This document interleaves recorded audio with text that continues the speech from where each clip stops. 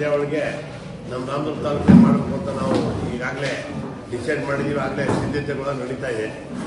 ಒಟ್ಟು ಟೋಟಲ್ ಕರ್ನಾಟಕ, ಆಂಧ್ರ ಪ್ರದೇಶ, ಕೇರಳ, ತಮಿಳುನಾಡು, ತೆಲಂಗಾಣ ಹಾಗೂ ಪಾಂಡಿಚೇರಿ ರಾಜ್ಯದ 131 ವಿಶ್ವವಿದ್ಯಾಲಯಗಳ ತಂಡಗಳ ಕ್ರೀಡಾಪಟುಗಳಲ್ಲಿ ಭಾಗಿಸ್ತಾ ಇದ್ದಾರೆ.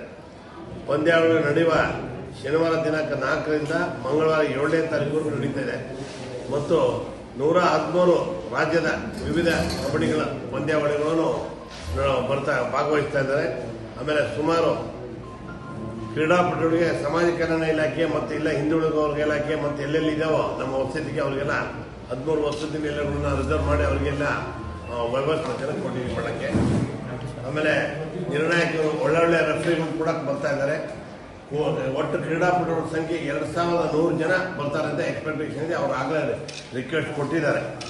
ತರಬೇತಿದಾರರು ಕೂಡ ಒಂದು 100 ಜನ ತರಬೇತಿ ಸಪರೇಟ್ ಒಂದು ಆಸನ ಕೂಡ ವ್ಯವಸ್ಥೆ ಮಾಡಿದ್ವಿ. ಸರಿಯಾಗಿ ನೋಡಿ ವರದಿ ಮಾಡೋಕ್ಕೋಸ್ಕರ ನಿಮ್ಗೆ ಒಂದು ಸಪರೇಟ್ ಮಾಡಿದ್ವಿ.